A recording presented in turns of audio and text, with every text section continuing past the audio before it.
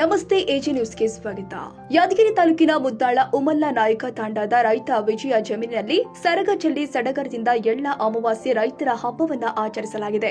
ಪೂಜೆ ಸಲ್ಲಿಸಿ ಸರಗ ಚೆಲ್ಲಿದ ನಂತರ ಮಾತನಾಡಿದ ಕರ್ನಾಟಕ ಪ್ರದೇಶ ಕೂಲಿ ಸಮಾಜದ ರಾಜ್ಯ ಸಂಘಟನಾ ಕಾರ್ಯದರ್ಶಿ ಹಾಗೂ ಸಾಮಾಜಿಕ ಹೋರಾಟಗಾರ ಉಮೇಶ್ ಕೆ ಮುದ್ನಾಳ್, ಇದು ಅಪ್ಪಟ ದೇಸಿ ಆಹಾರ ಸಂಸ್ಕೃತಿಯ ಅಮಾವಾಸ್ಯೆಯಾಗಿದ್ದು, ಪುರಾತನ ಕಾಲದಿಂದಲೂ ನಮ್ಮ ಹಿರಿಯರು ಮಾಡಿಕೊಂಡು ಬಂದ ಸಾಂಪ್ರದಾಯಿಕ ಹಬ್ಬವನ್ನು ಮುಂದುವರಿಸಿಕೊಂಡು ಹೋಗ್ತಾ ಇರುವುದು ಒಳ್ಳೆಯ ಬೆಳವಣಿಗೆ. ರೈತರು ತನ್ನ ಜಮೀನಿನಲ್ಲಿ ಬೆಳೆದ ಬೆಳೆಗೆ ಸರಗ ಚೆಲ್ಲುವ ಮೂಲಕ ಭೂಮಿ ತಾಯಿಗೆ ಸ್ಮರಿಸುವ ವಿಶಿಷ್ಟವಾದ ಈ ಹಬ್ಬದಿಂದಾಗಿ ರೈತರು ನೋವಿನಲ್ಲೂ ಸಂತಸ ಹರ್ಷ ಪಡ್ತಾರೆ ಎಂದಿದ್ದಾರೆ.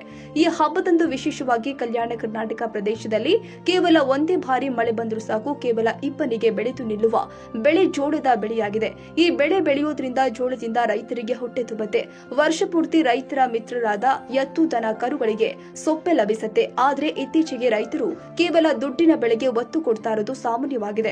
ಹತ್ತಿ, ಸೂರ್ಯಪಾನ ಮುಂತಾದ ವಾಣಿಜ್ಯ ಬೆಳೆಗಳಿಗೆ ಮುಂದಾದ ಸಂದರ್ಭದಲ್ಲಿ ಇದೀಗ ಅತಿವೃಷ್ಟಿಯಲ್ಲಿ ಜೋಳ ಹೆಚ್ಚಿಗೆ ಬೆಳೆದಿರುವುದು ಕಂಡು ಬರ್ತಾ ಇದೆ. ಜೋಳ ಅತಿವೃಷ್ಟಿಯಲ್ಲಿ ರೈತನ ಕೈ ಹಿಡಿದು ರೈತನಿಗೆ ಹಬ್ಬದ ಸಂಭ್ರಮ ತಂದುಕೊಡುವ ಬೆಳೆಯಾಗಿದೆ.